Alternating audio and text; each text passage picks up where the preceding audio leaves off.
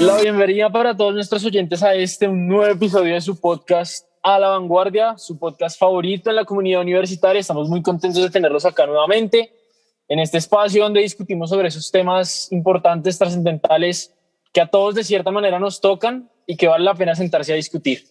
El día de hoy, entonces, como siempre, me acompañan mis expertos y colegas y queremos discutir sobre un tema importante y es el impacto e incumplimiento de la regulación concerniente a la circular 003 de 2021, el regreso a clase presencial por parte de los colegios oficiales de Bogotá, circular emitida por la Secretaría de Educación del Distrito.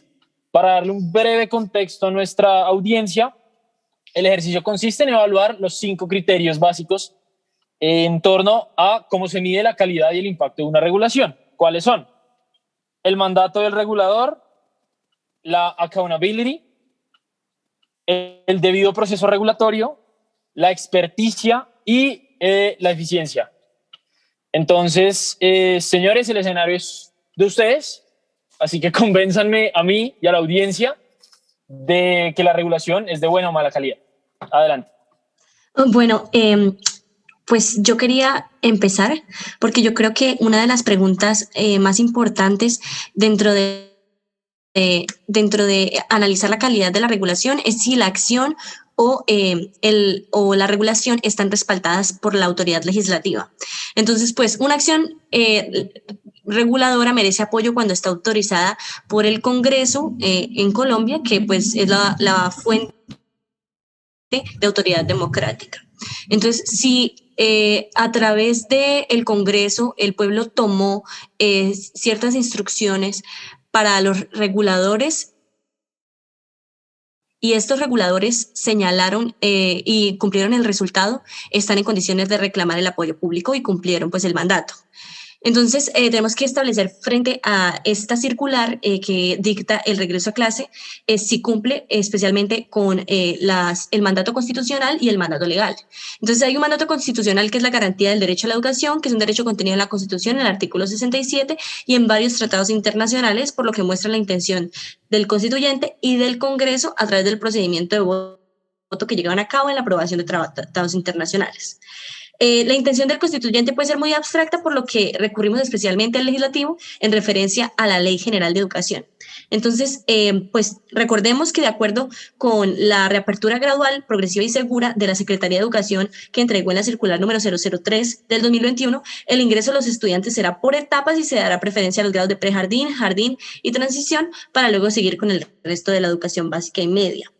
Entonces, a pesar de que el Congreso no ha emitido ninguna ley relativa al retorno progresivo de la presencialidad en los niveles educativos de educación básica y media, sí existe la ley 115 de 1995, que en su artículo 4 establece la calidad y el cubrimiento del servicio, y para esto dicta que corresponde al Estado, a la sociedad y a la familia, velar por la calidad de la educación, la calidad de la nación y de las entidades territoriales, garantizar su cubrimiento. Entonces, para esto, el Estado, como dice el artículo, deberá atender en forma permanente los factores que favorecen la calidad y el mejoramiento de la educación. Y dice que especialmente velará por los recursos y métodos educativos.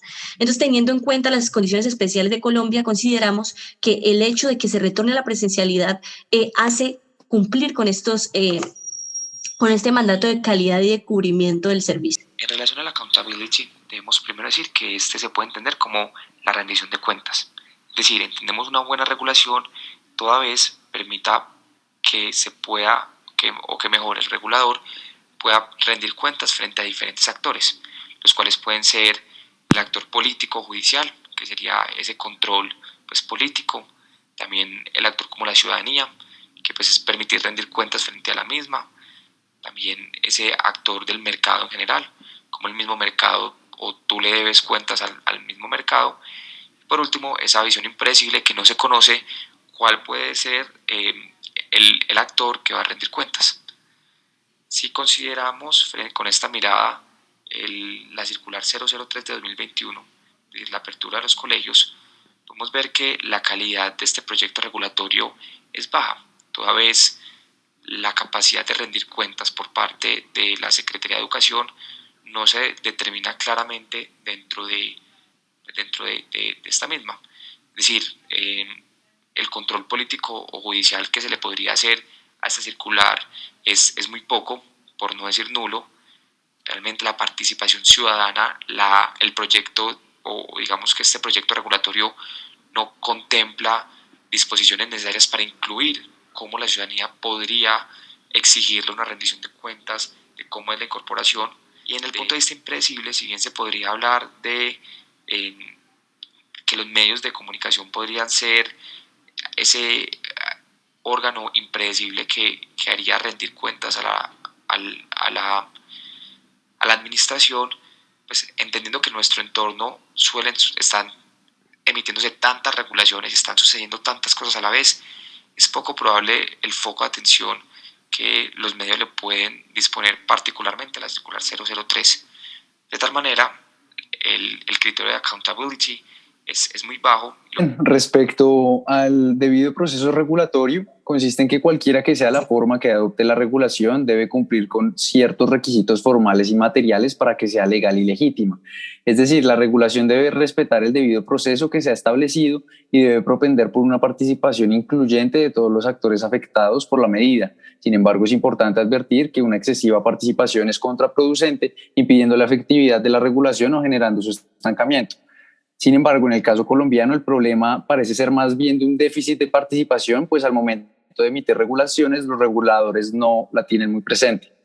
Ahora bien, aterrizando el mencionado criterio de la circular 003 del 2021 de la Secretaría de Educación del Distrito, el criterio del debido proceso no ha sido adecuadamente desarrollado en su aspecto material.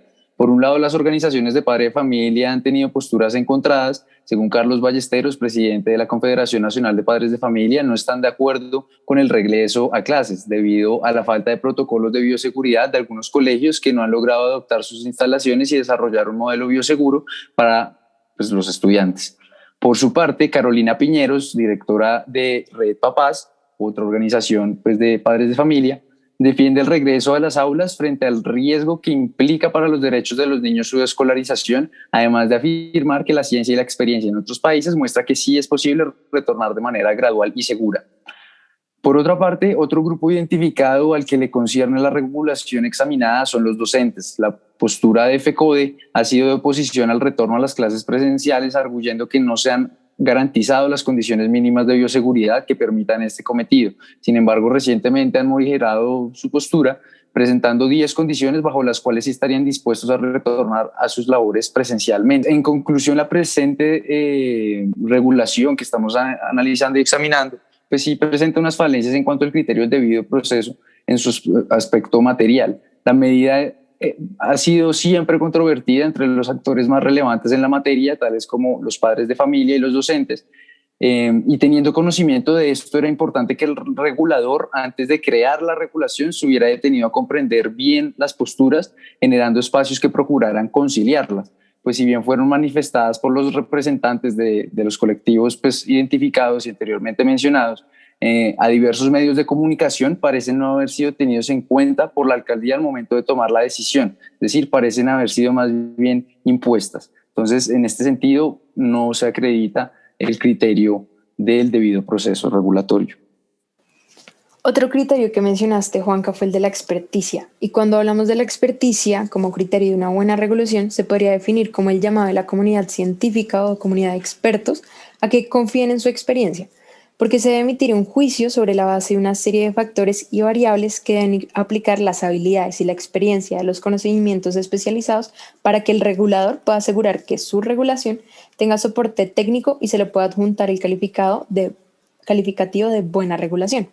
Ahora bien, en materia del plan de regreso a clases en colegios públicos de Bogotá, no está de más de mencionar que es un proyecto que se lleva planificando y estudiando desde mediados del 2020 y que en noviembre del mismo año, sin fundamento científico e ignorando las alertas sobre una segunda ola que se produciría como consecuencia de las fiestas de Navidad de Año Nuevo, la alcaldesa mayor de Bogotá dijo lo siguiente: en enero vuelve la educación pública a Bogotá sí o sí, sin importar los mejores intentos de la alcaldía mayor.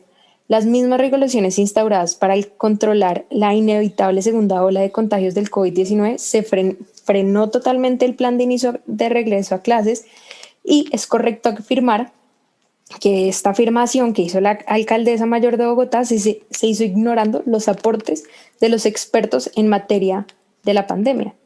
Para el 11 de febrero se hizo público el plan de regreso a clases del que estamos hablando y el 15 de enero de febrero, de manera gradual, dependiendo de la habilitación y de las condiciones, la estructura física, los grados, empezaron a retornar a las instituciones educativas. Hablando del autocuidado y medidas de bioseguridad, determinando que el 30% de profesores del sector público no podrían regresar a la presencialidad por ser mayores de 60 años o presentar morbilidades. El problema de esto, y es que después de hacer una búsqueda exhaustiva, la única fuente jurídica que se cita es la misma circular. Se puede considerar irónico, y después de escuchar muchos discursos de la alcaldesa y revisar minuciosamente la circular, en ningún momento se acude a una explicación de la comunidad científica e incluso del Ministerio de la Secretaría de Salud. La alcaldesa dice, estamos siguiendo a los expertos, pero nunca los citan o hacen referencia a algún estudio. Pareciera que el regulador, en este caso la alcaldía, acude a él mismo, a su Secretaría de Educación, como un experto pertinente para justificar el regreso a clase en medio de la pandemia del COVID-19. Aunque sí, la Secretaría de Educación es un experto en el sector de la educación, nada asegura que tenga el conocimiento necesario para tomar la medida correcta cuando estamos hablando de medidas de salubridad pública. Sin más, que el regulador afirme que se está siguiendo a los expertos sin realmente demostrar que los está siguiendo o que acude a ellos y utilizar como base una subdivisión especializada del mismo sector no es suficiente para afirmar que se cumple con el criterio de la experticia. Por último, en relación a la eficiencia, podemos entender que una regulación es eficiente toda vez cumpla el mandato de la manera más eficiente posible. En relación a la circular 003, nos damos cuenta que el mandato es poco claro, un poco también se deriva de la confusión que viene de la pandemia, y que si bien el Ministerio de Educación ha determinado diferentes lineamientos, como no hay un criterio de diferenciación para determinar si esta política es más eficiente que la otra, dificulta poder evaluar si realmente cumple con los criterios establecidos, si lo consideramos de esta manera. Igualmente no vemos un criterio innovador en relación a poder llevar a buen término el regreso a clases de los colegios oficiales, más allá de poder establecer las medidas de protocolos pues que se han venido estableciendo. Por tanto, si bien es una regulación importante, no se le puede considerar o no hay criterios suficientes para determinar que su eficiencia es muy alta, sino que más bien se podría interpretar como una eficiencia promedio, en donde se están utilizando los conocimientos pocos que se tienen, tampoco hay un criterio técnico, como ya se mencionó, para poder retornar a las clases, pero no necesariamente de la manera o de la forma en que el mandato hubiese sido mucho más eficiente. Por supuesto que también es un tema muy delicado el asunto de la experticia, cuando los únicos expertos, y voy a decir expertos entre comillas, qué pena, señora alcaldesa, son las mismas personas que están emitiendo la regulación. Digamos que por esas razones yo opino que no se cumple.